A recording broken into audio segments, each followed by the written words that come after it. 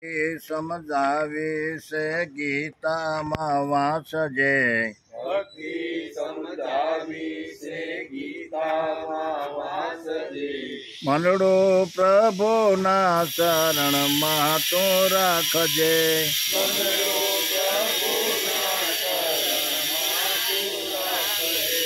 સંકલ્પો સગળા પ્રભુને તું સોંપજે. સંકલ્પો સગળા પ્રભુને તું સોંપજે. નિર્ણયો જીવનમાં એના તું માનજે. નિર્ણયો જીવનમાં એના તું માનજે. મન બુદ્ધિ જેના છે તેને તું આપજે. મન બુદ્ધિ જેના છે તેને તું આપજે. મનડું પ્રભુના ચરણમાં તું રાખજે. મનડું પ્રભુના શરણમાં તું રાખજે. સંસાર સાગર છે એકલે તરાયના. સંસાર સાગર છે એકલે તરાયના. ઈશની સહાય વિના પાર ઉતરાયના. ઈશની સહાય વિના પાર ઉતરાયના. જીવન નૈયાનું સુકાનયને સોંપજે. જીવન નૈયાનું સુકાનયને સોંપજે. મનડું પ્રભુના ચરણમાં તું રાખજે. મનડું પ્રભુના શરણમાં તું રાખજે. ઈશ્વરના કામે આવેશ સદા રાખજે. ઈશ્વરના કામે આવેશ સદા રાખજે. આસુરી વૃત્તિનો દ્વેષ દિલે ધારજે. આસુરી વૃત્તિનો દેશ દિલે ધારજે. ભક્તિની મસ્તીમાં મસ્ત બની રાખજે. ભક્તિની મસ્તીમાં મસ્ત બની રાખજે. મનડો પ્રભુના ચરણમાં તું રાખજે. મનડું પ્રભુના શરણમાં તું રાખજે. બ્રહ્મર્ષિ થઈને તું ચિંતન પ્રગટાવજે. બ્રહ્મ ઋષિ થઈને તું ચિંતન પ્રગટાવજે. રાજર્ષિ રૂપે તું વૈભવ વહાવજે. રાજ ઋષિ રૂપે તું વૈભવ વહાવજે. દેવર્ષિ થઈ સૌના દિલને હલાવજે. દેવર્ષિ થઈ સૌના દિલને હલાવજે.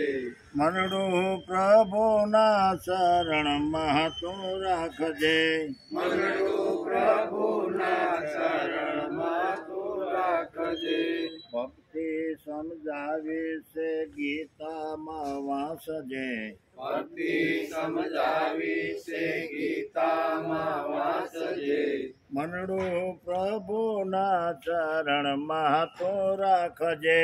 મનડું પ્રભુના ચરણમાં તું રાખજે. બરાબર હો વાદા.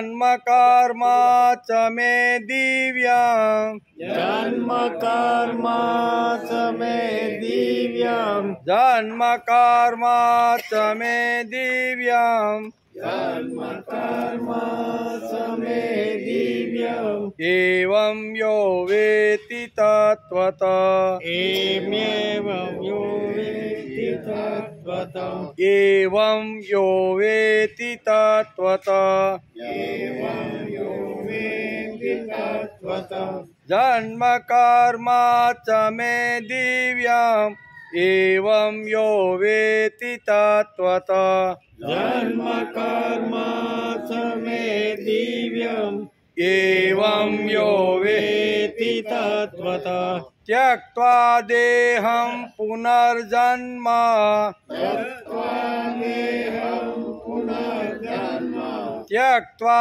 देहं पुनर्जन्म त्यक्त्वा देहं पुनर्जन्म नेति मामेति सोऽर्जुन नैति मामेति सोऽर्जुन नेति मामेति सोऽर्जुन नैति मामेति सोऽर्जुन त्यक्त्वा देहं पुनर्जन्म नेति मामेति सोऽर्जुन त्यक्त्वा देहं पुनर्जन्म नेति मामेति सोऽर्जुनम् जन्म कर्म च मे दिव्यम् एवं यो वेत्ति तत्त्वतः त्यक्त्वा देहं पुनर्जन्म नेति मामेति सोऽर्जुन जन्म कर्म च मे दिव्यम् एवं यो वेत्ति तत्त्वतः त्यक्त्वा देहं पुनर्जन्म नेति मामेति सोऽर्जुन वीतराग भय क्रोध वीतराग भय क्रोध वीतराग भय क्रोध वीतराग भय क्रोध मन्मया मामुपाश्रितः मन्मया मामुपाश्रितः मन्मया मामुपाश्रितः मन्मया मामुपाश्रितः वीतराग भय क्रोध मन्मया मामुपाश्रितः वीतराग भय क्रोध मन्मया मामुपाश्रितः बहवो ज्ञानतपसा बहो ज्ञानतपसा बहवो ज्ञानतपसा बहवो ज्ञानतपसा पूता श्रद्धा पूता मद्भावमागता पूता मद्भावगता पूता मद्भावमागता पूता मद्भावगता बहवो ज्ञानतपसा पूता मद्भावमागता बहो ज्ञानतपसा पूता वीतराग भय क्रोध मन्मया मामुपाश्रिता बहवो ज्ञानतपसा पूता मद्भावमागता वीतराग मन्मया मामुपाश्रिता बहवो ज्ञानतपसा पूता मद्भावमागता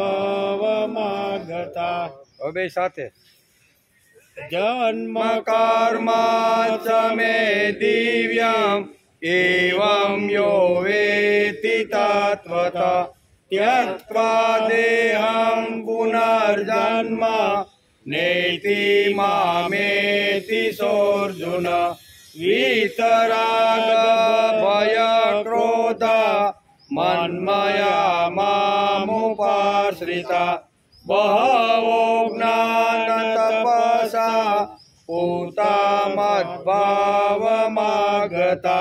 પૂતા મદ્ભાવમાગતા હરિ ઓમ દેવસુતાં દેવાં કંસચાણૂરમર્દનં દેવકી પરમાનંદં કૃષ્ણં વંદે જગદ્ગુરુ ગુરુર્બ્રહ્મા ગુરુર્વિષ્ણુ ગુરુદેવો મહેશ્વર ગુરુર સાક્ષાત પરબ્રહ્મ તસ્મૈ શ્રી ગુરુવે નમઃ નારાયણં નમસ્કૃત્યં નરં ચૈવ નરોત્તમં દેવીં સરસ્વતી વ્યાસં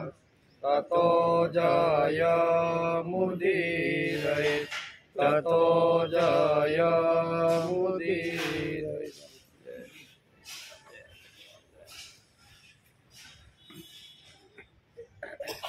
વીતરાગ ભય ક્રોધા મન્મયા મામોપાશ્રિતા બહવો જ્ઞાન તપસા પૂત મદ્ભાવમાગતા.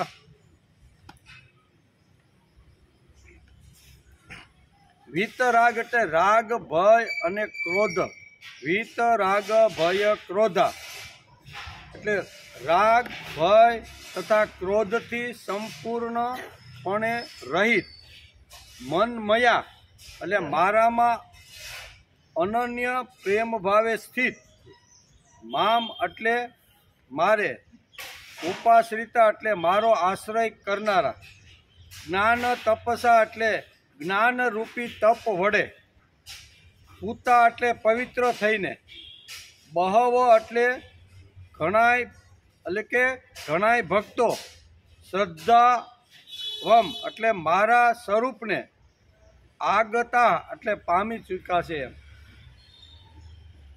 આ શ્લોકમાં ભગવાન કહે છે રાગ ભય તથા ક્રોધથી સંપૂર્ણપણે રહી મારામાં અનન્ય પ્રેમ ભાવે સ્થિત થઈ મારે જ આશ્રયે રહેનારા તથા જ્ઞાનરૂપી તપ વડે પવિત્ર થઈને ઘણાય ભક્તો મારા સ્વરૂપને પામી ચૂક્યા છે. અહીંયા ભગવાનના બનેલા ભક્તોનું વર્ણન ભગવાન કરે છે કે મારા ભક્તો મારી પાસે કેવી રીતે આવે છે એનું આ ચોથા અધ્યાયના 10મા શ્લોકની અંદર ભગવાને વર્ણન કર્યું છે. આજે શ્રીમદ ભગવદ્ ગીતા ચિંતન થયું એનો 217મો દિવસ, બરોબર ને. ગઈકાલે આપણે ચોથા અધ્યાયના 9મા શ્લોકને નમસ્કાર કર્યા. ભગવાને અર્જુને કીધું કે હે અર્જુન, મારા જન્મ અને કર્મો દિવ્ય છે. આવું મારા જન્મ કર્મોને જે માણસ તત્વથી જાણી લેશે તે દેહ છોડીને પુનર્જન્મને પામતો નથી પણ મને જ પામે છે. ગઈકાલે 9મા શ્લોકમાં આપણે આટલી વાતો સમજવાનો પ્રયત્ન કર્યો. ભગવાન કે મારા જન્મ મારું કર્મ બધા દિવ્ય છે. એ દિવ્ય જે કર્મ છે એને તત્વથી જાણવાનો જે લોકો પ્રયત્ન કરે છે એને પુનર્જન્મ થતો નથી અને મારી પાસે આવી જાય છે. આટલી વાતો આપણે ગઈકાલે સમજવાનો પ્રયત્ન કર્યો. ભગવાનના અદ્ભુત કર્મનો ગઈકાલે આપણે વિચાર કરતા હતા કે ભગવાનના અદ્ભુત કર્મો કયા. તો એમાં અલગ અલગ રીતે અર્જુન સાથે રહીને ભગવાને જે અદ્ભુત કર્મો કર્યા એનો વિચાર આપણે ગઈકાલે થોડો ઘણો કરતા હતા. આજે આપણે શ્રીમદ ભગવદ્ ગીતાના 10મા શ્લોકનો એટલે ચોથા અધ્યાયના 10મા શ્લોકનો આજે આપણે વિચાર કરવાનો છે. ભગવાનના અદ્ભુત કર્મો એટલે ભૂસ્તરશાસ્ત્ર, ભૂગર્ભશાસ્ત્ર, ભૂગોળશાસ્ત્ર, નરદેહ રચનાનું કૌશલ્ય શાસ્ત્ર. આ ભગવાનના મહદ એટલે અદ્ભુત કર્મો છે. ભગવાનના અદ્ભુત કર્મો કયા? તો કે સૃષ્ટિ તરફ જ્યારે આપણે નજર રાખીએ ત્યારે આ બધી વાતો આપણે સમજવા મળે છે. પૂજ્ય પાંડુરંગ શાસ્ત્રી ઘણીવાર પોતાના પ્રવચનમાં કહે છે કે મને ડૉક્ટર માટે અતિશય પ્રેમ છે. કેવો?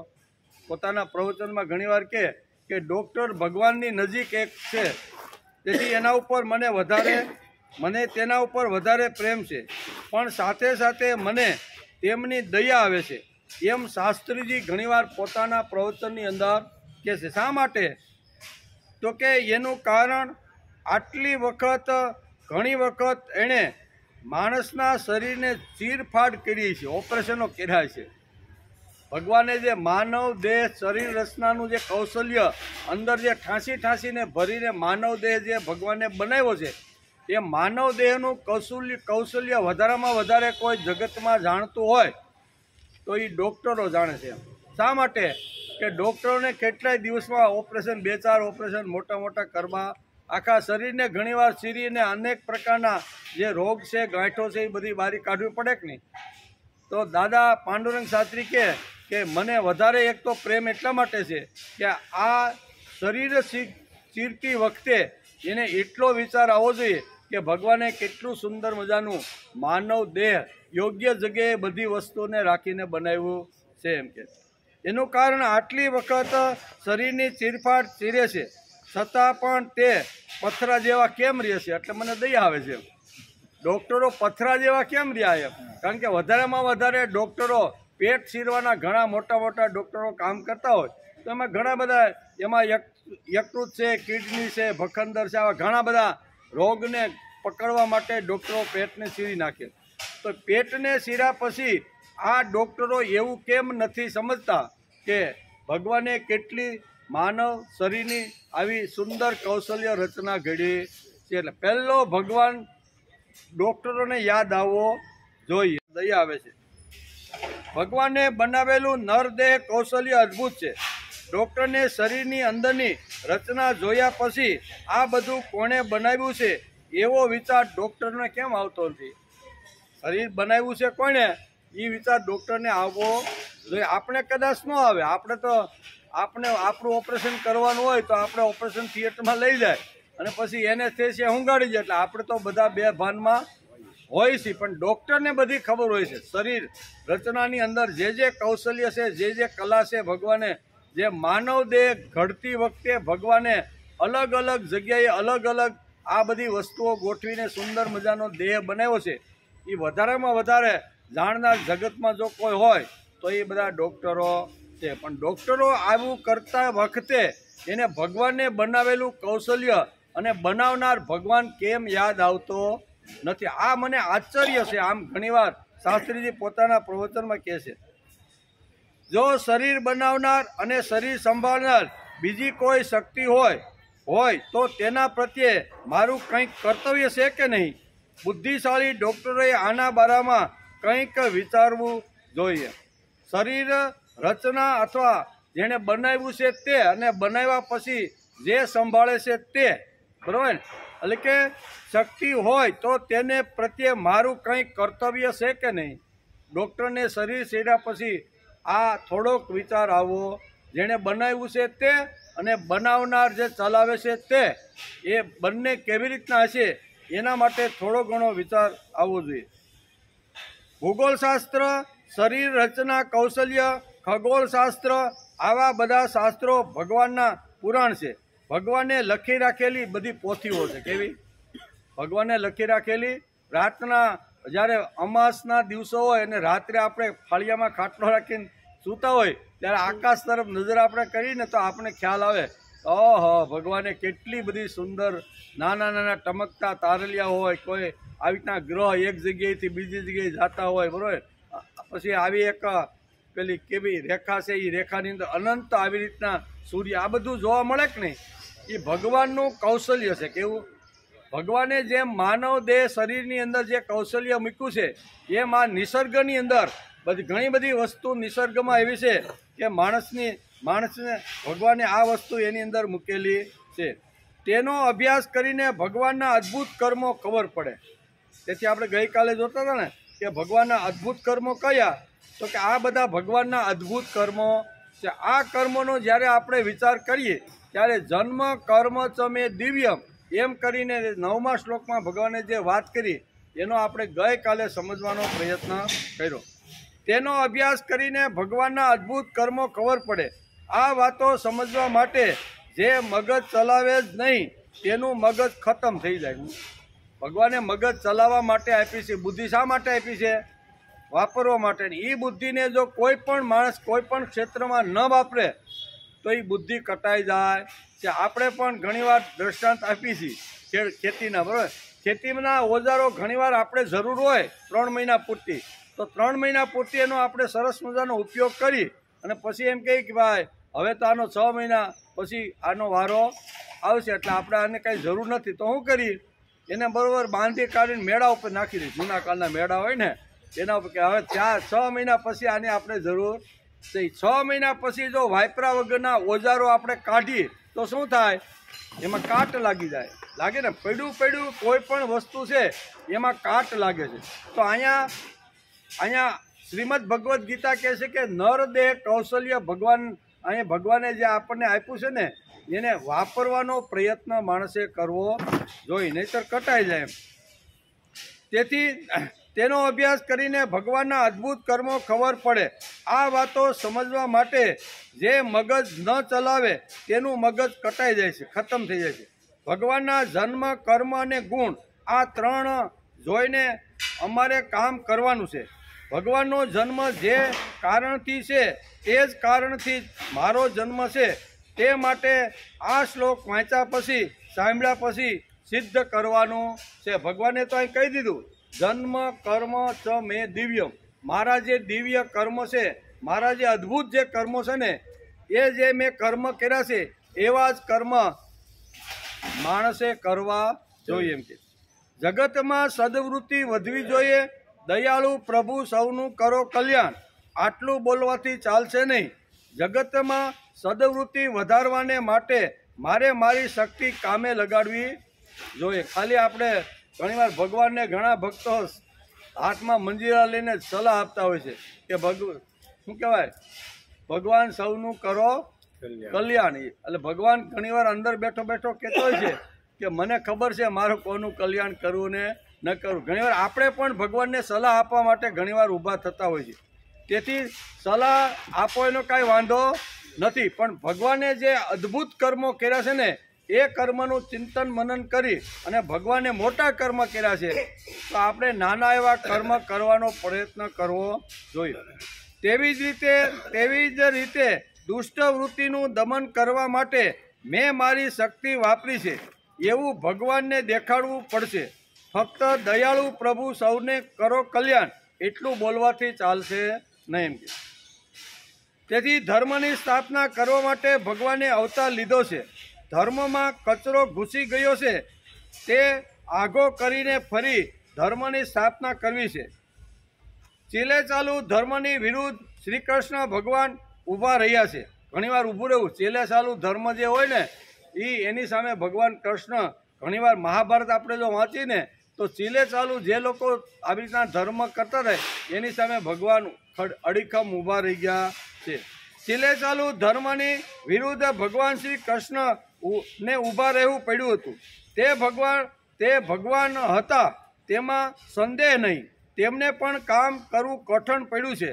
કુરુક્ષેત્રમાં યુધિષ્ઠિરને શું કહેવાય નરોવા કુંજરો બોલાવતા ભગવાનને પરસેવો છૂટી ગયો છે. એણે પકડ્યું હતું કે ગમે તે થાય તો હું અસત્ય બોલીશ નહીં. એમ યુધિષ્ઠિરની આ પ્રતિજ્ઞા, હું સત્ય ઉપર ચાલીને જીવન પૂરું કરીશ પણ અસત્ય જગતમાં ક્યારે બોલીશ ને. આવું એનું હતું.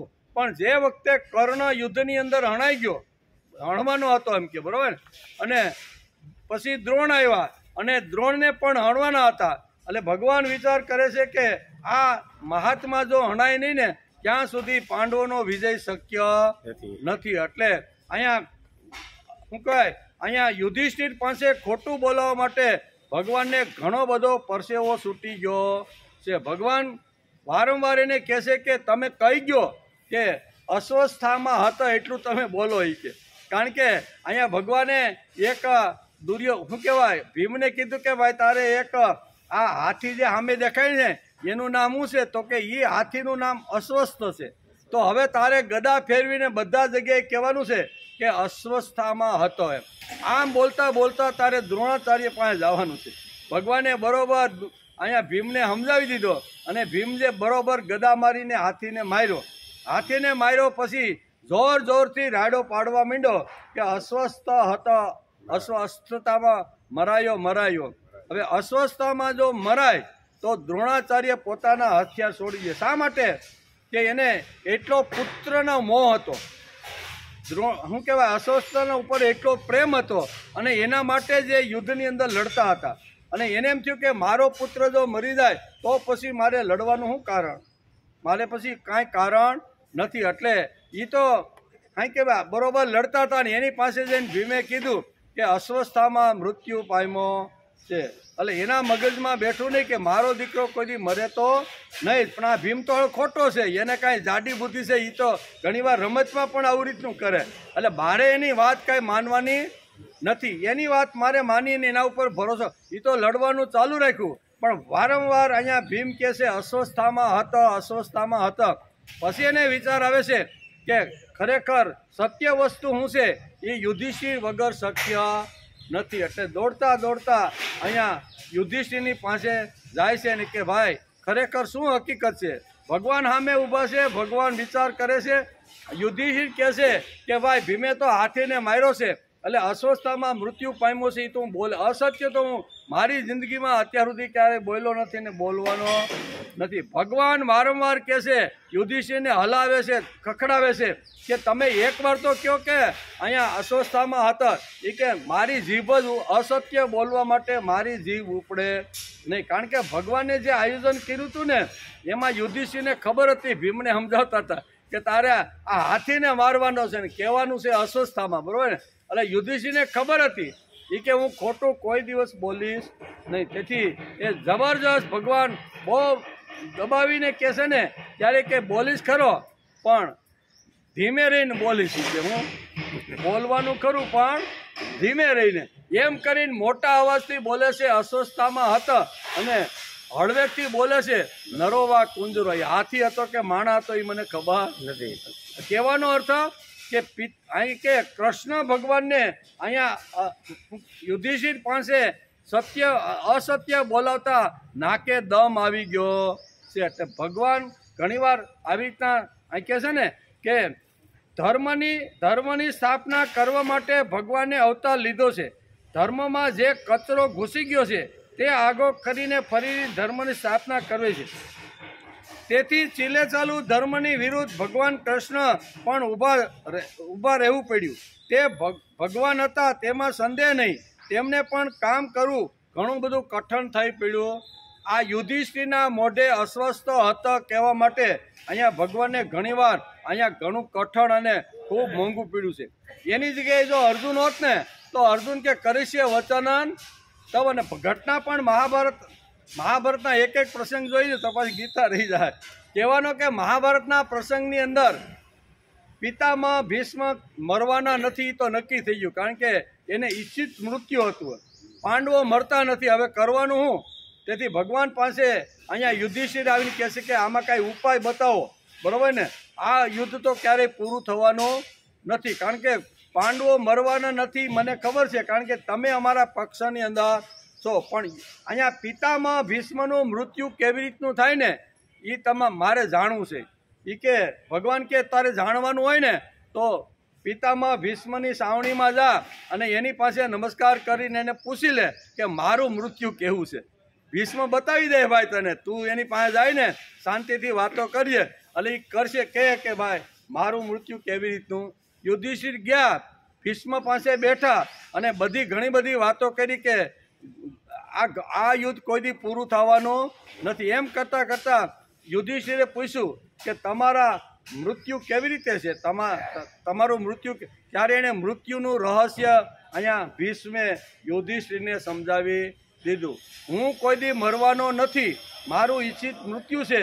ગમે એવા યોદ્ધાઓ ગમે એટલા હથિયાર લઈને મારી સાથે આ 18 એકક્ષણી સૈન્ય છે ને એ બધું જો મારી ઉપર તૂટી પડે ને તો હું એકલો બધાને ખતમ કરી નાખું ને આટલી તાકાત મારી અંદર છે. કોણ બોલે છે? ભીષ્મ બોલે છે કે 18 અક્ષણી સૈન્ય એક સાથે મારી સાથે યુદ્ધ કરવા માટે આવે ને તો 18 અક્ષણી સૈન્યને હું ખતમ કરી નાખું છું. આવી આ કહે છે પણ તે મને પૂછ્યું છે કે મારા મૃત્યુનું રહસ્ય શું છે, એટલે હવે મારા મૃત્યુનું રહસ્ય તે પૂછ્યું છે એટલે તને કહી દઉં છું, પણ તારે સિક્રેટ રાખવાનું, કોઈને કહેવાનું નથી. કાંઈ વાંધો નહીં. આશીર્વાદ લઈ અને અહીં પોતાની સાવણીમાં આવ્યા અને અહીંયા સરસ મજાની એક મીટિંગ, આખું શું કહેવાય, સભા ભરી. આપણી ભાષામાં કેવું હોય તો પાંડવોની સાથે યુધિષ્ઠિરે સભા ભરી અને સભાની અંદર કીધું કે હવે આપણે જો આ યુદ્ધ જો જીતવાનું હશે ને તો પિતામહ ભીષ્મને આ રસ્તા કાંટો કાઢવો જ પડશે ને એનો કાંટો કાઢ્યા વગર આપણું જીત અશક્ય છે. એટલે હું બરોબર એના મૃત્યુનું રહસ્ય જાણીને ભાઈઓને આપણા સરસેનાપતિ છે, એટલે આ તો અંદરના જ કહેવાય ને, ઘરનાને વાત કહેવામાં કાંઈ વાંધો નહીં. એમાંય 5 પાંડવો અને અહીંયા સરસેનાપતિને બધા બેઠા છે અને વાત કરે છે કે પિતામહ ભીષ્મને જો હણવાના હશે ને તો આવતીકાલે શિખંડીને અર્જુનની સામે રથમાં ઊભી રાખી અને લડવાનો પ્રસંગ ઊભો કરવો પડશે. શિખંડીને આગળ રાખીને અર્જુનને લડવું પડશે, બરાબર ને? કારણ કે પિતામહ ભીષ્મની પ્રતિજ્ઞા હતી કે મારી સામે કોઈ સ્ત્રી આવશે ને તો હું હથિયાર બધા હેઠા મૂકી દઈશ. અને આ પૂર્વકાળની અંબા અને બરાબર ને, અંબાએ કીધું કે અવતારો ઉપર જેટલા જન્મ ઉપર જન્મ લેવા પડે ને પણ હું તારો પ્રાણ લીધા વગર હું છૂટવાની નથી. એ એની પ્રતિજ્ઞા હતી. અને અહીંયા કહેતી કે મારી પ્રતિજ્ઞા છે કે હું સ્ત્રી સામે આવશે ને તો હું મારા હથિયાર ઉપાડીશ. એટલે હવે શું કરવાનું? એટલે ભગવાને જ આ યુધિષ્ઠિરને આ આખું બધું જે યોજના હતી ને એને બતાવી. એ પ્રમાણે યુધિષ્ઠિરે કામ કર્યું અને આવી રીતનું શું કહેવાય, સિક્રેટ સભા એની ચાલી રહી છે. અને યુધિષ્ઠિરે જાહેર કર્યું કે અર્જુન આવતીકાલે શિખંડીને સાથે રાખીને તારા રથમાં બેસાડી અને તારે લડવાનું છે. આવું મહાભારતની અંદર વેદવ્યાસે લખ્યું છે. અને કહેવાનો અર્થ કે આ બધું થયું ત્યારે એકદમ ક્રોધની અંદર આવીને અર્જુન ઊભો થઈ ગયો સભા. તમારી સભામાં મારે આ બધા માય કાંગલા છે, બાયલાઓ છે, સ્ત્રીઓને હું કેવો સુરવીર છું, તાકાતવાળો છું, એકલા હાથે ઘણા બધા મેં યુદ્ધો જીતા છે. અને આ બાયલો યુધિષ્ઠિર મોટો ભાઈ ભલે રહ્યો પણ મને તો એ કે સ્ત્રીને આગળ રાખીને લડવાનું છે. શિખંડી એટલે સ્ત્રી, એમ મારે આ યુદ્ધ કરવું નથી. અને તમે બધા બાયલા છો, આ બાયલાની સભામાં બેસવાનો કોઈ અર્થ નથી. એમ કામ ધૂધવાતો આમ અગ્નિ છૂટી ગઈ એને, બરાબર. અને કે આપણે આ સભામાં એમ કે બહાર નીકળો તો દરવાજા પાસે ભગવાન પોતાનો રથ તૈયાર, કારણ કે આ ભાઈને તો સારથી હતા એટલે રથ તૈયાર કરી દેવો પડે ને. એ રથ તૈયાર કરી અને ભગવાન અંદર આ પાંડવો શું કરી રહ્યા છે જોવા માટે ભગવાન અંદર આવે. અને બંનેનો ભેટો ઉમરામાં, આપણી ભાષામાં કેવું હોય તો બંનેનો ઓયલો ક્રોધમાં બારો નીકળીને સભા છોડી ત્યાગ કરી અને બારો નીકળી ગયો. આજ રાજકારણી એવું નથી કરતા. રાજકારણી સભા હોય, એની કોઈ મિટિંગ હોય અને એમાં કોઈ ખરડો પસાર કરવાનો હોય ને તો ન ગમતો હોય તો બધા બહાર નીકળી જાય કે નહીં. આમ અર્જુનને ગમ્યું નહીં. એમ શું ન ગમ્યું કે મારા જેવા ક્ષત્રિયને તમે આવી રીતની તમે શિખંડીને સાથે રાખીને લડવાની જો વાત કરતા હોય ને તો આપણે આ વાત માન્ય. એમ ક્રોધમાં જેમ અગ્નિની અંદર જેમ અગ્નિ એવો ક્રોધમાં લાલ સોળ થઈ ગયેલો. અને લાલ સોળ હતો ને એવા જ ભગવાન એને હામાં મળ્યા કે અર્જુન શું છે આ તો લાલ સોળ ને તારા ચહેરા ઉપર ક્રોધ ને આંત્યન છે, તને થયું હું? ઈ કે વાત જવા દો કે ભગવાન. ઈ કે પણ છે હું? ઈ કે આ સભાની અંદર યુધિષ્ઠિરે મને કીધું કે આજે તારે શિખંડીને સાથે રાખીને લડવા. હવે આ બાયલાઓની સભામાં બે હું તો આવો એકલાથી ઘણા બધા યુદ્ધો કર્યા છે એટલે મને આ વાત મંજૂર નથી. હું લડવાનો જ નથી ને શિખંડીને સાથે રાખવાનો જ નથી. આમ જ્યારે પોતાની વાત અર્જુન ભગવાનને કહે છે ત્યારે ભગવાન કહે છે ને કે ભાઈ તારે આમ જ કરવાનું. શું કહેવાય, હું કીધું તારે આમ જ કરવાનું. કરીશે વચનન તવ, દલીલ પૂરી. હું આ અર્જુન કેવો, અર્જુનને વધારે ભગવાન પ્રિય છે એનું કારણ શું છે? કરીશે એનો પોતાનો સ્વતંત્ર મત. ભગવાન આવે ને એટલે સ્વતંત્ર મત કોઈ એનો હોય જ નહીં. ભગવાન તમે કહો એટલે કહી જ દીધું. પણ હમણાં તો ના પાડીને આવ્યો તો કે આપણે તમારે કાંઈ યુદ્ધ, મારે તમારે કાંઈ સંબંધ. એમ સંબંધ તોડીને આવેલો આ અર્જુન છે. એ ભગવાને કીધું કે અર્જુન આજે તારે આ જ કરવાનું છે. શું કરવાનું? તારે શિખંડીને સાથે રાખીને કરીશે વચનન, તમે કહો એ પ્રમાણે. કહેવાનો અર્થ કે ભગવાનને પણ ઘણીવાર આવી રીતના ભગવાન હોવા છતાં પણ ઘણા કામો કરવામાં ખૂબ જ અગવડ પડે છે. તેથી તેથી મહાભારતમાં તો ઘણી બધી આવા પ્રસંગો આવે છે. ભગવાન હોવા છતાં ઘણા કામ એને કઠણ રીતે અને કઠણ પડ્યા જ છે, એમ કે નથી પડ્યા એવું નથી. તેથી આજે આપણે જે શું કહેવાય 10મા શ્લોકનો જે અભ્યાસ કરવાનો છે ને, એમાં જે ભગવાનના લાડકા જે દીકરા બની ગયા છે, બરોબર ને, એનું વર્ણન ભગવાને આ શ્લોકની અંદર કર્યું છે. કેવું? જેને વીત, રાગ, ભય અને ક્રોધ આ 4 વાતો જેણે જીવનમાંથી તજી દીધી છે, એવા મહાત્માનું વર્ણન ભગવાને આ શ્રીમદ ભગવદ્ ગીતાના વીતરાગ ભય ક્રોધા મન્મયા મામુપાશ્રિતા બહવો જ્ઞાન તપસા પૂતા મદ્ભાવમાગતા. આ શ્લોક બહુ સરસ રીતે સમજાવવાનો અહીંયા પ્રયત્ન કર્યો છે.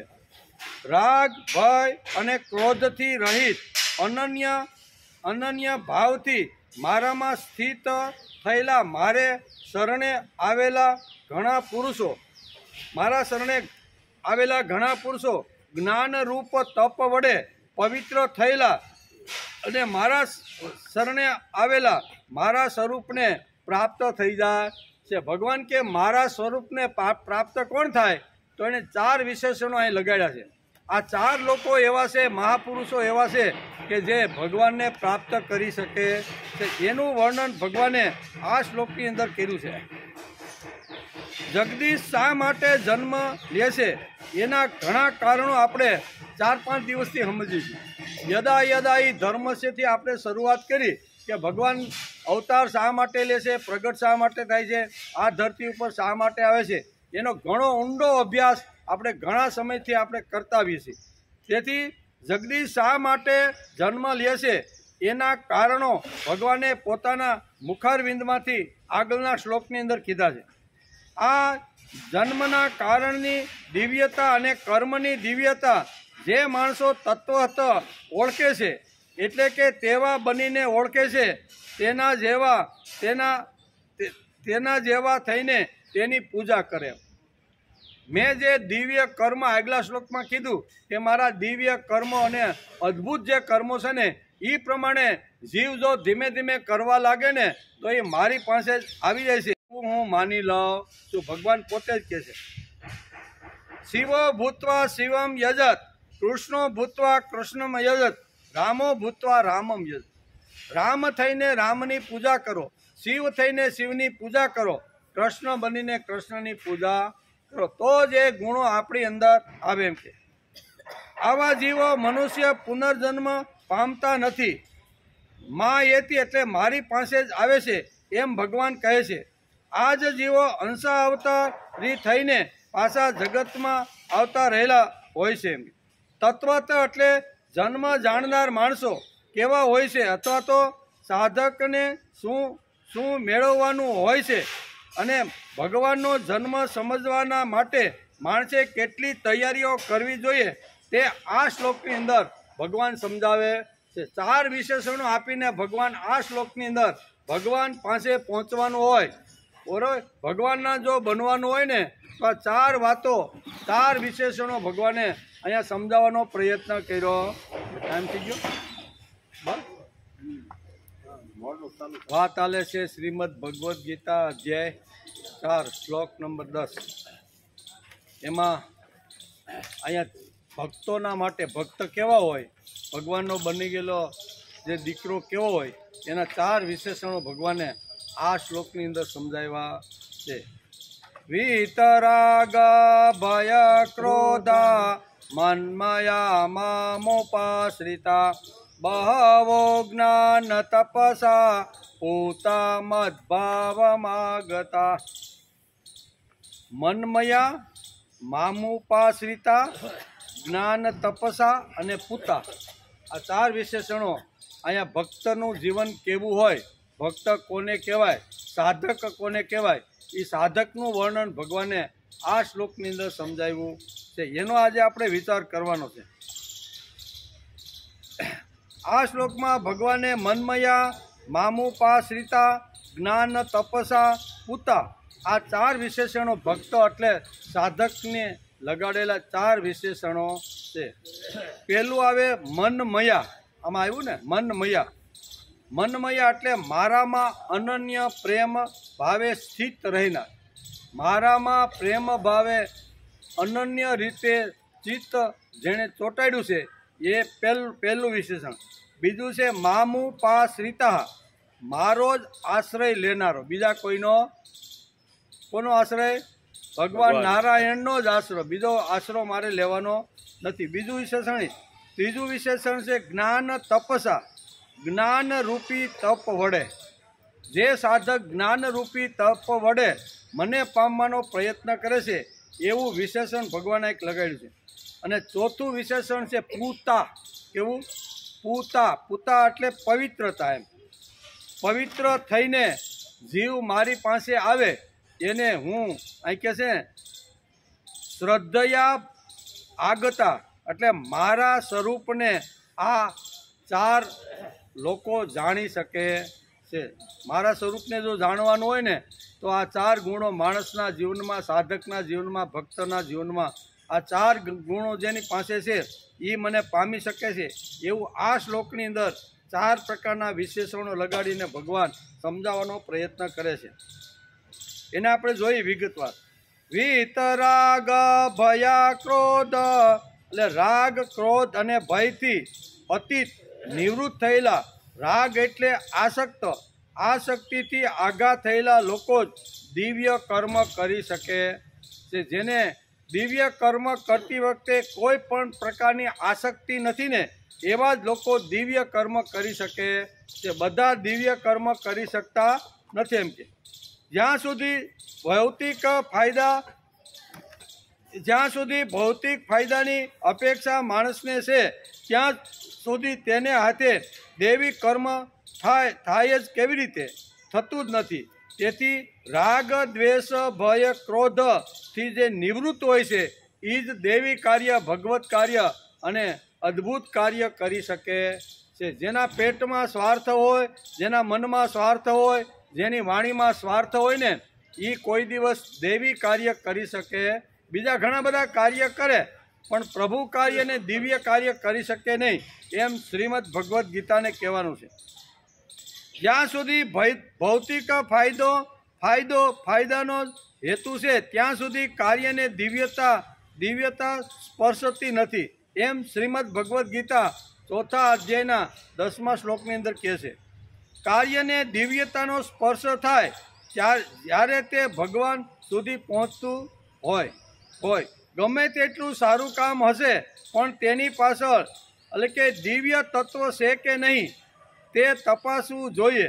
તેનો હેતુ શું છે તે પણ જોવું જોઈએ. કોઈ પણ ઘણા માણસો સત્કર્મ, સારા કર્મ કરતા હોય તો એની પાછળનો હેતુ શું છે એ હેતુ માણસે તપાસી લેવો જોઈએ. સમજો કે આવતીકાલે ભાગવતની કથા લોકોને ખુશ કરવાને માટે કાં તો જીવિકાર્થ પૈસા લઈને થતી હોય તો તે કથા રોચક હોવા છતાં પણ તેમાં દિવ્યતા હોતી નથી. કારણ કે મૂળ પાયાની અંદર શું છે કે કથા કર્યા પછી મને આટલો ફાયદો થવો જોઈએ. જેવી રીતે આપણા ખેતરમાં મજૂર આવે અને પછી જોવે કે તમારે આ ઉધડું આપવાનું છે, નજર ફેરવે કે ભાઈ આટલા રૂપિયા થાય, બરાબર ને, એ આટલા રૂપિયા થાય, એ રૂપિયા ચૂકવી ગયો, એ બધું કામ સંપૂર્ણ કરી દે. એને જેમ આપણે મહેનતપણું આપીએ છીએ, એના કર્મ જે કંઈ આપણા ખેતરમાં નાના મોટા કામ કર્યા તો એને આપણે મહેનતપણું આપીએ કે નહીં? તો મહેનતપણું આપી અને અહીંયા શું કહે છે કે જે માલિક અને મજૂર બે છૂટા પડી જાય છે, બોલાને મજૂરી મળી ગઈ અને આનું કામ પૂરું થઈ ગયું. એવી જ રીતે હું ભાગવત શા માટે કરું છું, હું રામાયણની કથા શા માટે કરું છું, હું મહાભારતની કથા શા માટે કરું છું? અહીંયા આસક્તિ હોય અંદર કે હું આ કથા કર્યા પછી મને આ જગ્યા ઉપરથી આટલા પૈસા મને મળવા જોઈએ. એ હેતુથી કોઈ પણ માણસ જો ભાગવત કથા કરે તો એ કથા દિવ્ય કહેવાતી નથી. રોચક હોય, લોકોને હલાવી જાય, ડોકા હલાવી નાખે ને એવી એની વાણી કદાચ હોય છે, પણ એ કથા. તેથી અહીં ભગવાન કહે છે કે તેથી મૂળ વાત એ છે કે કોઈ પણ કર્મનું જે કારણ છે તે ભૌતિક ન રહે. એવી રીતનું કર્મ જે માણસ કરી શકે છે તેને જ કર્મને દિવ્યતાનો સ્પર્શ થાય છે. ભૂખ તરસ મટાડવાને માટે કર્મ ન હોવું જોઈએ. મોચી કર્તવ્ય તરીકે જોડા બનાવે. સારામાં સારી કલા મારી પાસે ભગવાને મને આપી છે, તે કલા મારે બૂટ બનાવવા છે. આવો વિચાર કરી અને સારા જોડા બનાવીશ અને મારા આ જોડા બનાવેલા છે એ ભગવાનના પગમાં હું પહેરાવીશ, તો એની જે કલા છે ને એ કલા પણ ભક્તિ બની જાય છે. મોચી એવું વિચાર કરે કે ભગવાને મને કઈ કલા આપી છે, તો કે સારામાં સારા બૂટ બનાવવાની કલા ભગવાને મને આપી છે. એટલે કોઈ પણ પ્રકારનો ભૌતિક સ્વાર્થ જોયા વગર મારી કલાને હું સારી રીતે વાપરી અને સરસ મજાના બૂટ બનાવીશ. અને બૂટ કોણ પહેરશે, તો કે સર્વસ્ય ચાહમ હૃદય વિષ્ટો મમે વાસો જીવ લોકે. ભગવાને જે ગાયું ને ગીતામાં કે આ જીવ મારો જ અંશ છે. એટલે આ જે જોડા બનાવનાર જે મોચી છે ને એ એવું વિચાર કરે છે કે ભગવાને ગીતામાં લખ્યું છે કે મમે વાંસો જીવ લોકે. આ જીવલોકની અંદર મારો જ અંશ મનુષ્ય થઈને જગતમાં ફરે છે. એ ભગવાનનો જ અંશ છે. ભગવાન મોટા છે તો માણસ એનો અંશ છે એ કદાચ એનાથી થોડોક નાનો છે, પણ અંશ તો મારો છે. તેથી અહીંયા જોડા બનાવતી વખતે મને કેટલા પૈસા મળશે એનો વિચાર ન કરતા આ જોડા મારા ભગવાન પહેરવાના છે એ સમજીને પોતાની કલા સારી રીતે વાપરી અને સરસ મજાના સુંદર સારા આવા જોડા બનાવે તો એની ભક્તિ થઈ જાય છે. તેથી અહીંયા રોહિતદાસ છે ને આપણા ક્યાં વિસાવદર તાલુકાના સરસઈ ગામમાં થઈ ગયા, બરોબર ને. એ રોહિતદાસ સમાર હતા એમ.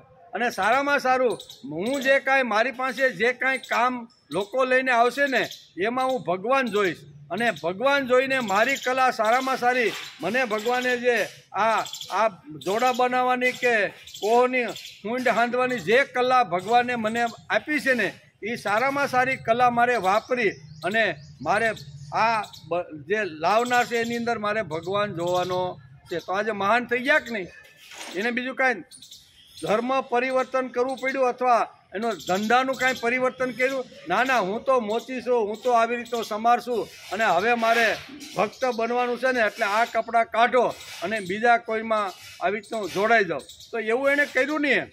એની પાસે જે ઉત્કૃષ્ટ કલા ભગવાને જે આપી હતી ને એ કલા એણે ભગવાનના ચરણે ધરી અને આ મહાન સંત આપણા ભારતની અંદર આવી રીતના એક થઈ ગયા એમ કે.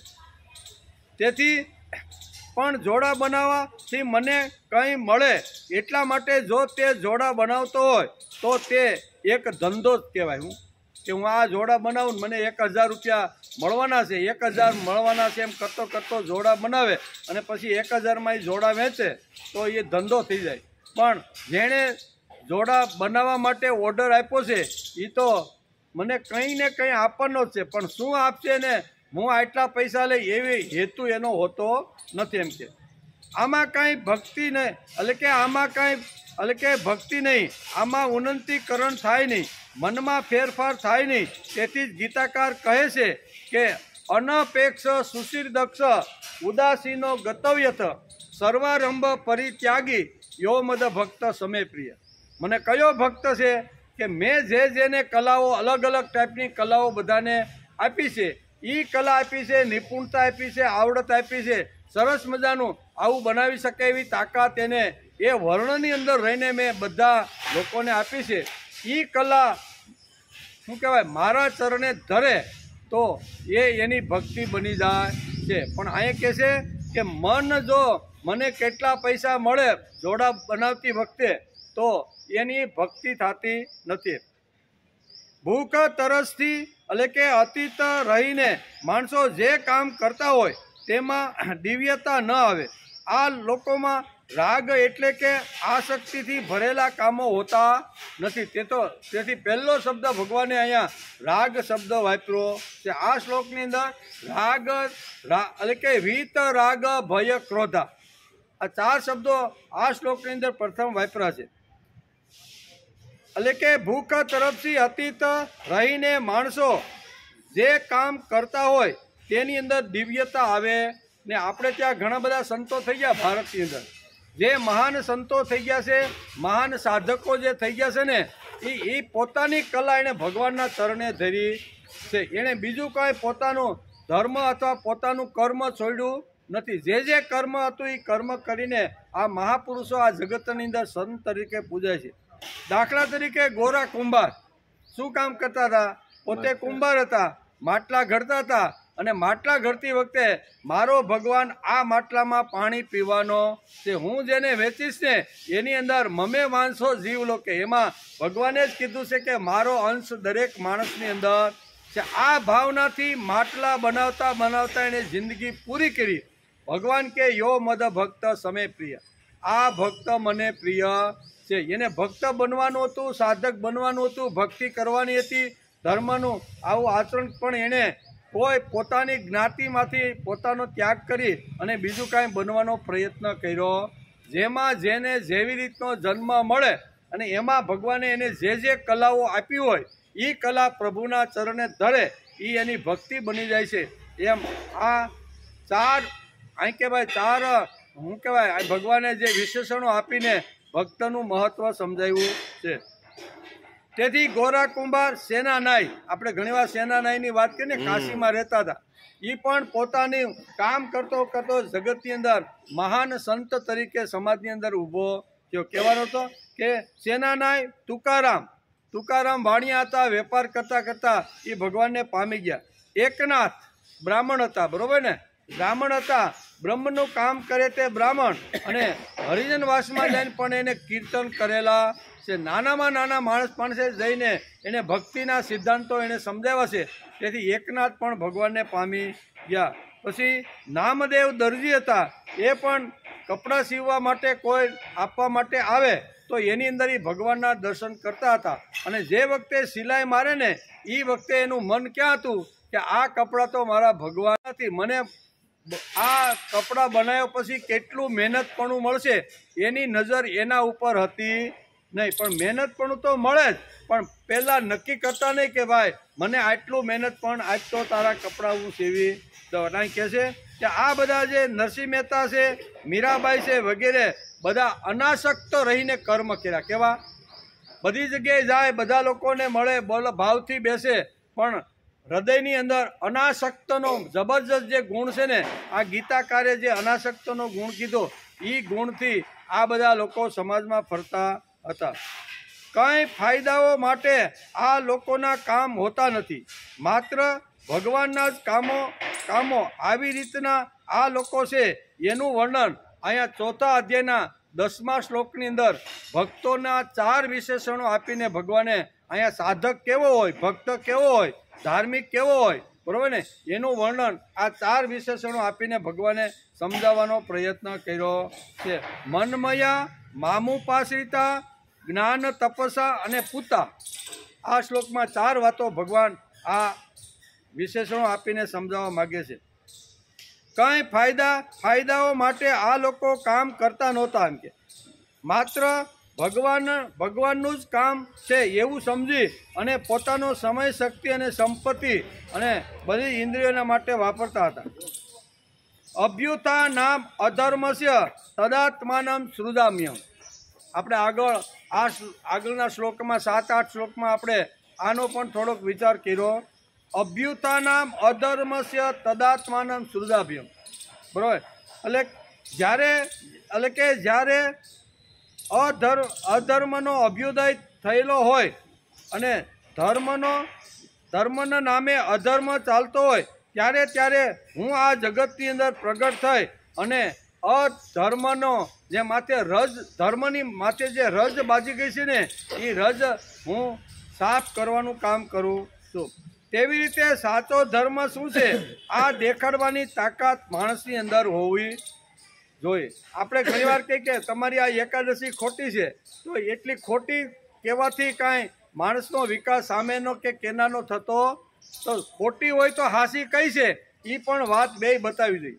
તું જે અત્યારે ભગવાન માટે અથવા તારા જીવન વિકાસ માટે જે કાંઈ કરે છે એ ખોટું શું છે એ તું એને સમજાય, અને સાચું શું છે એ પણ તારે સમજાવવાનો પ્રયત્ન કરવો જોઈએ.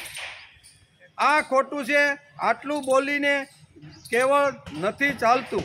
સાચું શું છે, સત્ય શું છે તે દેખાડતા પણ આવડવું જોઈએ. સાચું શું છે તે કહેતા જો ન આવડે તો ઈત ભ્રષ્ટા તતો ભ્રષ્ટા બંને ભ્રષ્ટ થઈ જાય છે. જેવી સ્થિતિ ઊભી થાય છે આવી સ્થિતિ ઊભી ન થાય તેથી કોઈ પણ કાર્યનો કોઈ પણ વિરોધ કરતી વખતે અથવા સમજાવતી વખતે બંને વાતો એને સમજાવવાનો પ્રયત્ન કરવો જોઈએ. કૃષ્ણે જ્યારે ગોવર્ધનની પૂજા કરવા કહ્યું ત્યારે ગોકુળ સિવાયના બાકી બધા લોકોએ એના ઉપર અધાર્મિકતાનો આરોપ કર્યો છે. ભાગવત વાંચો, ભાગવતની અંદર બહુ સરસ વ્યાસે લખ્યું છે. ગોવર્ધનનો જ્યારે નિર્ણય કર્યો તો એ વખતે ગોકુળ સિવાયના બીજા બધા જે હતા ને એણે અધાર્મિકતાનો અહીંયા જબરજસ્ત શરૂઆતમાં ખૂબ જ મોટો વિરોધ કર્યો છે.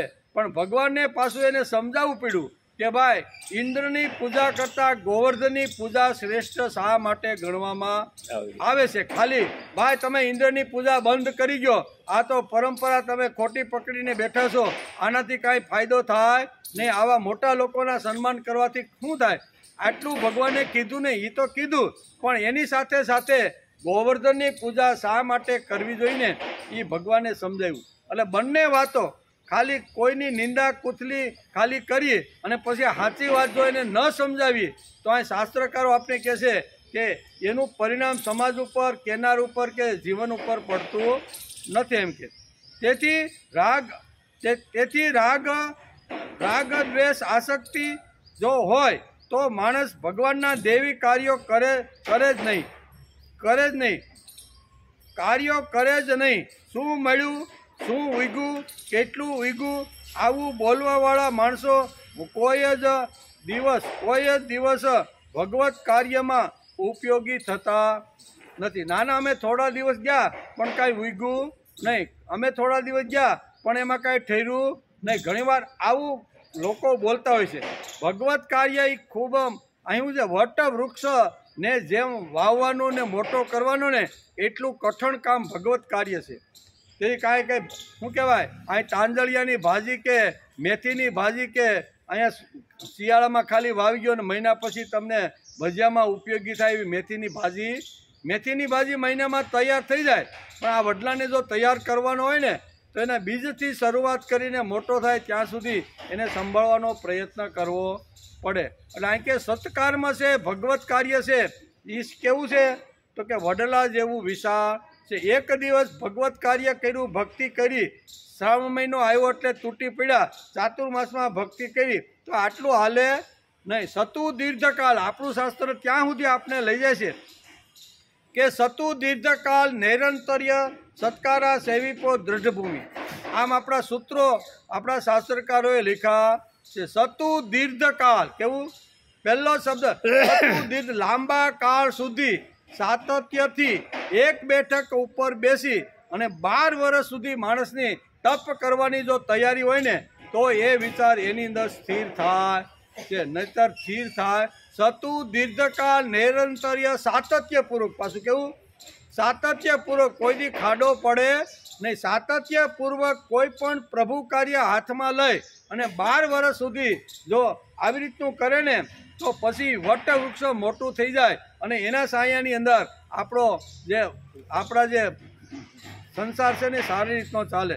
તેથી અહીં કહે છે કે તેથી રાગદેશ આસક્તિ હોય તો માણસ ભગવાનના દેવી કાર્યો કરી જ શકે નહીં. શું મળ્યું, શું ઉગ્યું, કેટલું મળ્યું, આવું બોલવાવાળા માણસો કોઈ દિવસ ભગવત કાર્યમાં ઉપયોગી થતા નથી. હું મળ્યું ભાઈ, મેં આ કામ કર્યું તો મને કાંઈ મળ્યું તો નહીં, એ મળે નહીં ભાઈ, એ તારા ભેગું જાય ને ત્યારે આવશે એમ કે મારે આ કામ કરવું છે. આ વાત પહેલો નિશ્ચય હોવો જોઈએ. પછી ઈશ્વરનું કામ કરવાવાળો જે વર્ગ છે તેની છાતીમાં આ તાકાત હોવી જોઈએ એમ ગીતાકાર કહે છે. ભગવત કાર્ય જેને છાતીની અંદર લોઢા જેવી વજ્ર જેવી છાતી એની હોવી જોઈએ. સામાન્ય છાતી હોય તો એ ભગવત કાર્ય કરી શકે નહીં એમ ભગવાનનું અહીંયા કહેવાનું છે. આ 4 વિશેષણો લગાડી અને સાધકનું જીવન કેવું હોય છે, ભક્તનું જીવન કેવું હોય છે એ ભગવાન સમજાવે છે. જેના જીવનમાં, જેના મનમાં કીર્તિ અને ધનની આસક્તિ હોય તેવા લોકો ધર્મ તત્વો ઊભા કરી શકતા. ગમે એટલી વાણી સારી હોય, પાવરફુલ હોય, બધે શું કહેવાય પુષ્પિત વાણી. આગળ ભગવાને ગીતામાં કીધું ને કે પુષ્પિત વાણી એટલે પુષ્પ જેવી સુગંધ વાણી બોલતો હોય, પણ પાયાની અંદર ફક્ત આસક્તિ, સ્વાર્થ અને લોલુપતા જો હોય ને તો ગમે તેવી સારી વાતો ગમે તેટલું કર્યું હોય તો એ માણસના જીવનમાં સ્થિર થતી, પોતાના જીવનમાં ન થાય કે સામે જેને કહેશે સભા બેઠી છે એમાં પણ એ સ્થિર થતી નથી. તેથી આપણા દેશની અંદર તો ઘણી બધી કથાઓ શું કહેવાય ટીવી ખોલો અથવા ઉનાળાની અંદર કે શિયાળાની ઘણા બધા મંડપો બાંધીને 7-7 દિવસની કોઈ ભાગવત, કોઈ રામાયણ, કોઈ મહાભારત આવું બધું કરે કે નહીં, પણ ખખેરીને પછી વેતા એના જીવનમાં આવતું નથી. એનું કારણ શું છે કે સાતત્યપૂર્વક કોઈ પણ સારો જે સિદ્ધાંત છે, સારો જે વિચાર છે ને એ લાંબા કાળ સુધી સમજવાનો, જાણવાનો અને જીવનમાં આવે એના માટેનો પ્રયત્ન કરવો જોઈએ. પણ એ તો બધા કેવા છે કાન રસિયા, આપણી ભાષામાં કેવું હોય કાનને સારું લાગે બીજી જગ્યાએ બેવું એના કરતાં મંડપમાં જઈને બેસી. ઉનાળાના દિવસો છે, માથે પાણીના ફુવારા બરોબર હાલે છે એટલે અહીં ગરમી થવાની નથી અને વચ્ચે વચ્ચે શરબત તો પાછું ખરું છે. તો બીજી જગ્યાએ બેવું એના કરતાં જ્યાં જઈને બેહો. આ ખાલી ટાઈમ પાસ કરવા માટે કથા જે લોકો સાંભળવા જાય છે એના જીવનમાં વેદવ્યાસના સિદ્ધાંતો ઉતરતા નથી. વેદવ્યાસે ભાગવતની અંદર 18,000 શ્લોકની અંદર જે કાંઈ વાતો આપણા જીવન વિકાસ માટે કરી છે એનો એક પણ વિચાર માણસના જીવનમાં આવતો નથી. એનું કારણ કહેનાર અને સાંભળનાર બંને આવી રીતના આસક્તિથી બેઠા છે. ઓને એમ થાય માથે પંખો ફરે છે, માથે સરસ મજાનો ફુવારો છે અને જ્યારે ઉઠ્યું ત્યારે નાસ્તા પાણીને ઠંડુ તો ખરું જ, એ આસક્તિ લઈને આવેલો છે. અને જે વાંચે છે એને પણ આસક્તિ છે કે મને 25 લાખ રૂપિયા મળ્યા છે તેથી 7 દિવસ સુધી હું વાંચી લઉં. એટલે એ બંને આસક્ત હોય અને જો વિચારો સારી રીતે પુષ્પિત, અહીં ગીતાકાર તો કહે છે કે આવી રીતના પુષ્પિત રીતે પણ જો કહેવામાં આવે તો પણ સામેની વ્યક્તિમાં જીવનમાં ઉતરતા નથી. કારણ કે આસક્તિથી બેઠેલો જીવ છે. તેથી ધર્મસ્ય ગ્લાનિ, ખોટો ધર્મ જો સમાજમાં રૂઢ થયેલો હોય તે ખોટો ધર્મ પકડીને જે ચાલતો રહેલો હોય તેને ધાર્મિક કેવી રીતે ગણી શકાય? એને ગણાય ને એમ કે. તેથી આ ખોટું છે એમ કહેવાની હિંમત જોઈએ. કામ કેટલું થયું છે આ આગળની વાત છે. જેને ભગવત કાર્ય કરવાનું છે તેને વીત રાગ લાવવું જોઈએ. વીત રાગ એટલે કે વીત રાગથી મુક્ત હોવો જોઈએ એમ કે. વીત રાગ ભય ક્રોધ, જેણે ભગવત કાર્ય કરવાનું છે તેણે નિર્ભય રહેવું. બીજો એક સિદ્ધાંત આ શાસ્ત્રકારો સમજાવે છે કે જેણે પ્રભુનું કામ કરવું છે, સાધક બનવું છે, ભક્ત બનવાનું છે એ નિર્ભય હોવો. એને કોઈ પ્રકારનો વ્યવહારિક, સામાજિક, કૌટુંબિક કે આર્થિક કોઈ ભય હોવો જોઈએ નહીં. એટલે કે વીત રાગ ભય ક્રોધો, જેણે ભગવત કાર્ય કરવાનું છે તેણે નિર્ભય રહેવું જોઈએ. ગીતામાં દેવી સંપત્તિનું વર્ણન ભગવાને કર્યું છે. કેવા? દેવી સંપત્તિ અને આસુરી સંપત્તિનું વર્ણન ભગવાન આગળના 16મા અધ્યાયમાં બધી વાતો આવવાની છે. પણ એમાં પણ 2 વિચારધારાની ભગવાને વાત કરી છે. એક આસુરી વિચારધારા અને એક દેવી વિચારધારા. દેવી વિચારધારા છે એનું અહીંયા ભગવાને 2 શ્લોકની અંદર વર્ણન કરેલું છે કે મારા દેવી જે તત્વો છે, મારા ભક્તો છે અથવા મારી તરફ આવનાર પ્રયત્ન કરનાર જે સાધકો છે એ સાધકોની અંદર કઈ કઈ વાતો હોવી જોઈએ ને એ ભગવાને બહુ 16મા અધ્યાયના 2 શ્લોકની અંદર બહુ સ્પષ્ટતા કરી છે. એમાં પહેલું જ કીધું છે કે અભયમ સત્વ સંશુદ્ધિ જ્ઞાન યોગ વ્યવસ્થિત દાનમ દમચ્ચ આમ કરી અને ભગવાને બહુ સરસ રીતે આ સમજાવવાનો પ્રયત્ન કર્યો. પહેલી વાત અભયમ સત્વ સંશુદ્ધિ. અભય, મારું જે કામ કરનાર જે વર્ગ છે ને, મારા તરફ આવનાર જે ભક્ત છે ને એ નિર્ભય હોવો જોઈએ. નિર્ભય હોય તો એ સારામાં સારું કામ કરી શકે, નહીતર એ કામ કરી શકે નહીં. તેથી કે અભયમ સત્વ સંશુદ્ધિ આ ભગવાને ગીતામાં કીધું છે. 2 માણસો નિર્ભય રહે, એક જે નિષ્પાપ હોય તે નિર્ભય રહે અને બીજો આશ્રિત હોય તે નિર્ભય રહી શકે. 2 જણા જગતમાં નિર્ભય રહી શકે. એક આશ્રિત, બરાબર ને? પંડિતો છે એ રાજાના જો આશ્રિત થાય તો પંડિતોને કમાવાનો કાંઈ શું કહેવાય એને કાંઈ ભય હોતો, કારણ કે રાજા જ એનું પોષણ સારી રીતે કરે છે. અને બીજો કોઈ પણ પ્રકારની આસક્તિ રાખ્યા વગર ભગવાન પ્રત્યે આતરડાનો પ્રેમ કરી અને પ્રભુ માટે જે જીવન જીવે છે ને એ જ માણસ નિર્ભય રહી શકે છે. બધા ભક્તિ તો કરે છે, સાધના તો કરે છે, તપસ્યા તો કરે છે, પણ તપસ્યામાં ઘણો ફરક હોય. લાંબા કાળ સુધી માણસી ભક્તિ ચાલુ રહેવી જોઈએ, સાધના ચાલુ રહેવી જોઈએ. દાદા પાંડુરંગ શાસ્ત્રી ઘણીવાર એક ઉદાહરણ આપે છે કે અહીંયા હાથમાં વીણા લઈ અને નારદને થયું કે હાલો પૃથ્વીલોક ઉપર જરીક હું આટો મારી આવું. પૃથ્વીલોકના માણસો કહેવા છે ને એ નારદ જોવા માટે આવ્યા. તો એક જંગલમાંથી નારદ હાથમાં શ્રીમન નારાયણ નારાયણ કરતાં કરતાં હાથમાં વીણા લઈ અને એક જંગલમાંથી આ નારદજી પસાર થતા હતા. નારદજી પસાર થયા, થોડોક સમય જંગલમાં ચાલ્યા અને એક ઘેઘુર મોટો વડલો એણે જોયો. અને એ વડલાની નીચે એક માણસ આસન નાખીને કાંઈ તપસ્યા કરતો હોય, સાધના કરતો હોય, ધ્યાન કરતો હોય ને એવું નારદજીને લાગ્યું. એટલે નારદજી શાંતિથી પાસે જઈ અને બે હાથ જોડીને કહે છે કે મહાત્મા તમે શા માટે બેઠા છો? તો કે હું ભક્તિ કરવા માટે બેઠો છું. અને એમ આવી રીતની વાત થઈ ત્યાં તો આ સાધક હતો એ ઊભો થઈ ગયો. ઓહો, તમે નારદ, તમે જ ભગવાનના લાડકા દીકરા છો, એમ કરીને નારદજીને નમસ્કાર કર્યા. એ કે ઓ અમારા સદભાગ્ય છે, અમારું બહુ આજે મને ત્યાં, પણ હું અહીં સાધના કરવા માટે બેઠો છું અને તમે તો 3 લોકની અંદર ફરનાર છો.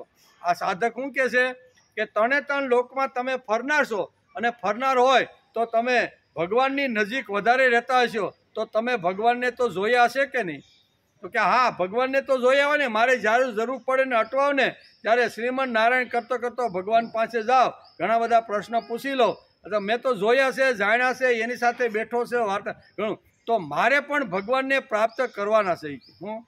હું પણ આ આસન લગાવીને એટલા માટે બેઠો છું, સાધના એટલા માટે કરું છું, તપસ્યા એટલા માટે કરું છું કે મારે પણ ભગવાનને જોવા છે. તમે જો જોયા હોય તો તમને ખબર તો હશે ને કે ભગવાન ક્યારે મળે, કેટલા દિવસ પછી મળે. નારદજી કે વાત તો તારી પ્રશ્ન બરોબર છે. એટલે નારદજી આમ ઊંચું જોયું. નારદજીએ ઊંચું જોયું ને વડલાની અંદર ઘણા બધા ટેટાઓ હતા, અસંખ્ય ટેટાઓ, કેટલા ગણી ન શકાય એટલા ટેટાઓ એને ઝાડ ઉપર નારદજીએ જોયા. એ કે ભાઈ તારે સાધના કરવી છે, ભક્તિ કરવી છે અને હું જે ભગવાનને મળવા જાઉં એની પાસે તારે ભક્તિ કરીને ધ્યાન કરીને આવું? તો કે હા આવું જ છે. એ કે તો કે કેટલો સમય લાગશે? આ સાધકે પૂછ્યું. તો કે આ વડલાના જેટલા ટેટા છે ને એ ટેટા છે એટલા જન્મારા લાગશે. શું કે કેટલા જન્મારા? આ વડલાની અંદર જેટલા ટેટા છે ને એટલા જન્મારા સુધી તું ધ્યાન, ધારણા, સાધના અને ભક્તિ કરતો હોય ને ત્યારે તને ભગવાનની પ્રાપ્તિ. આ આસન ઉપાડ્યો, આપણે કાંઈ ભક્તિ કરવી આટલા તો, આ તો કેટલી જિંદગી અવતારો વયા જાય. હવે આ ખોટો સમય બગાડો એના કરતાં હાલો એમ કરીને ભાગ્યો, સાધના કરી. સતુ દીર્ઘકાલ, શું કીધું છે?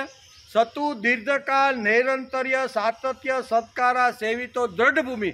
એને જ ભગવાન નારાયણના દર્શનને નારનો ખોળો મળે છે, બધાને મળતા નથી. તો ખકેરીને ભાગ્યો. નારદજી કાંઈ નહીં, હું તો પૃથ્વી ઉપર રમણ કરવા માટે આવ્યો છું. એટલે જંગલમાં આગળ આવેલા 1.5 કિલોમીટર હાલ્યા છે. ત્યાં આની જેમ જ એક ભાઈ આસન નાખીને ધ્યાન ધરતો એવું લાગ્યું. એટલે એની પાસે ગયા, પૂછ્યું ઓ કે આવો કે ઓળખી ગયો કે તમે નારદ? તો કે હું નારદી. તો તમે કે 3 લોકમાં ફરતા હશો? કે ફરું છું. તો તું અહીં શા માટે બેઠો છો? તો કે હું અહીં સાધના કરવા માટે બેઠો છું. ભગવાન મને મળે એટલા માટે હું ધ્યાન, ધારણા, સાધના કરીને મારું જીવન અહીં પસાર કરું છું. તો તમે તો ફરતા હશો. તો ઓલાએ જે પ્રશ્ન પૂછ્યા હતા ને એવા જ પ્રશ્ન આ બીજો સાધક એને પૂછવા. અમે જોયા છે, મળું છું, જ્યારે અટવાઉં છું ત્યારે નારદ કે હું ભગવાનની પાસે જાઉં છું, મેં તો જોયા. તો કે મારે ભગવાનને જોવા છે અને ભગવાનના ખોળામાં બેસવું છે, મારે પણ સાધના ભક્તિ કરીને મારે ભગવાન સુધી આવવું છે. તો નારદજી તમે આ બધું કરીને બેઠા છો તો કેટલા વર્ષ લાગે, ક્યારે ભગવાન મને મળે? ત્યારે નારદે એને જોયું કે એ વડલાના ઝાડ હેઠે જ બેઠો હતો, બરોબર. એટલે એણે જોયું તો ટેટા તો ઘણા બધા હતા. એટલે નારદે એને કીધું કે ભાઈ આ ઝાડ ઉપર જેટલા ટેટા તને દેખાય છે ને એટલા જન્મારા સુધી તું સાધના કરીશ ને ત્યારે ભગવાનને તું પ્રાપ્ત કરી શકીશ. એમ આટલા ટેટા ના જન્મ, એ ટેટા છે એટલા જન્મારા સુધી હું સાધના કરીશ તો ભગવાન તો મને મળશે જ ને. તો કે નારદ ચોક્કસ, એમાં કાંઈ તારે સંદેહ રાખવાની કોઈ જરૂર ને આ બેઠો અને તપસ્યા કરવા આટલા ટેટા પૂરા થાય એટલા જન્મારા કાઢીને જો મને ભગવાન મળતા હોય તો મારે તો ધ્યાન ધારણ અને સાધના કરી અને મારે આ કરું એમ કરીને પાછો આસન નાખીને બેસી ગયો અને સાધના કરવા લાગ્યો. કહેવાનો કે ભગવાન કાંઈ પરબારા મળતા નથી. આપણે હવે આપણે 10 વર્ષથી બદલાય છે બેસી છે, હવે શું જવાની જરૂર છે? હવે આપણે બહુ સાંભળ્યું, ખૂબ સાંભળ્યું, હવે બેહો તો ભગવાન કે એટલું નહીં, ઓછા નામે એક જો તપ પૂરું ક્યારે થાય તો કે 12 વર્ષે એક તપ પૂરું થાય. તેથી કહે છે કે 2 માણસો નિર્ભય રહી શકે કે એનો ઉલ્લેખ પણ કર્યો છે. કાલિદાસ કેટલા મોટા હતા, કેટલા મહાન હતા, કાલી માતાના ઉપાસક હતા. કાલિદાસે શાકુંતલ લખ્યું છે. જેમની ટોચની બુદ્ધિ હતી એવા કાલિદાસે બહુ મોટું કામ કર્યું છે. એ આપણે એનું જ્યારે વાંચીએ ત્યારે ખબર પડે કેટલું મોટું કામ કર્યું છે. પણ એને ભોજરાજા સાથે એકવાર થોડોક અણબનાવ બન્યો. કારણ કે વિદ્વાનોની અહીંયા બધા જે પંડિતો હતા ને એ પંડિતોની સભા ભોજરાજાએ બોલાવી, બધા પંડિતો હાજર અને પછી ચર્ચાઓની શરૂઆત થાય છે.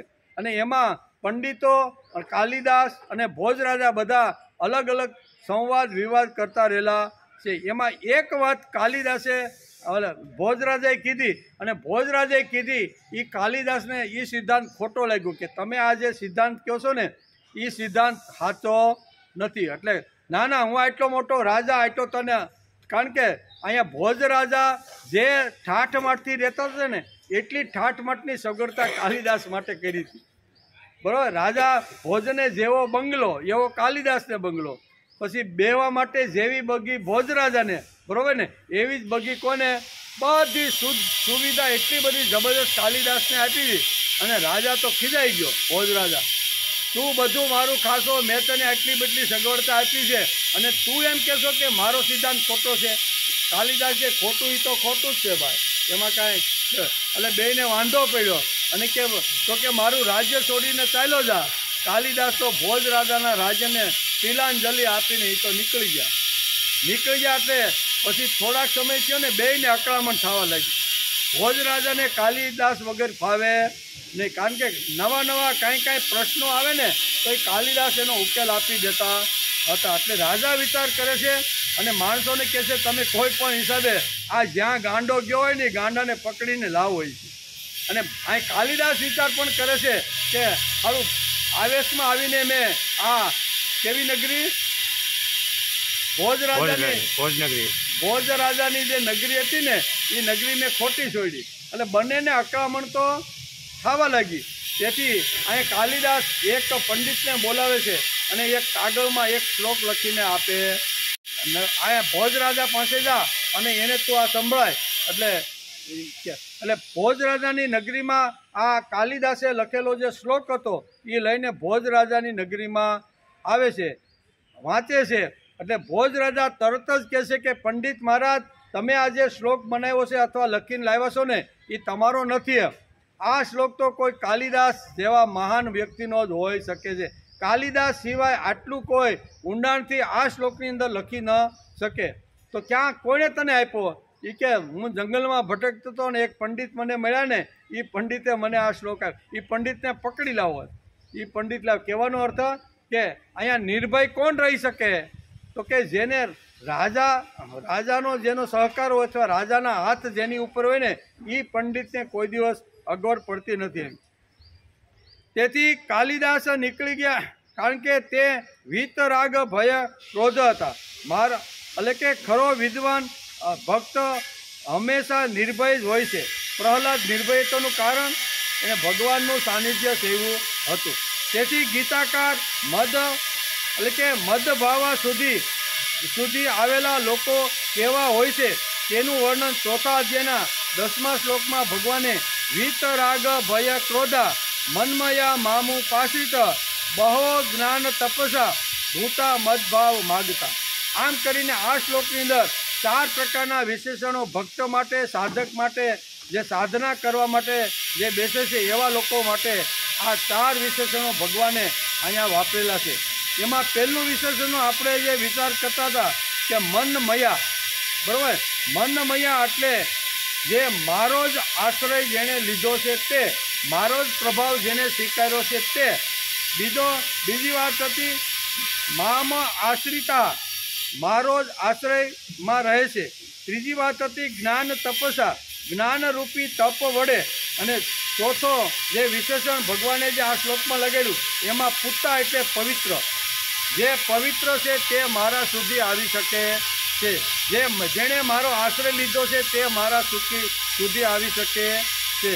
પછી અનન્ય ભાવથી મારા ઉપર જેને પ્રેમ છે ને એ જ મારા સુધી આવી શકે છે. આવા સાધકનું વર્ણન ભગવાને આ 10મા શ્લોકની અંદર કરી અને આ શ્લોકને આજે આપણે નમસ્કાર કરીએ. આવતીકાલે આપણે આવશે ત્યારે 11મો શ્લોક. 11મા શ્લોકમાં પણ ભગવાન આગળ આ જ વાતો આપણે સમજાવવાના છે. એટલે આપણી બુદ્ધિ પ્રમાણે આપણે કાંઈ પંડિત નથી, કોઈ સંસ્કૃત પાઠશાળામાં ભણવા માટે ગયા નથી, પણ આપણી બુદ્ધિ પ્રમાણે આ શ્રીમદ ભગવદ્ ગીતાને આપણે સમજવાનો પ્રયત્ન કરીએ છીએ. એટલે આપણી બુદ્ધિમાં જેટલી ટચુકડી બુદ્ધિમાં જેટલું હતું એટલું અહીં કહેવાનો આપણે પ્રયત્ન કર્યો. આવતીકાલે આપણે આવીશું ત્યારે અહીંયા 4થા અધ્યાયના 11મા શ્લોકનો આપણે આવતીકાલે વિચાર કરીશું.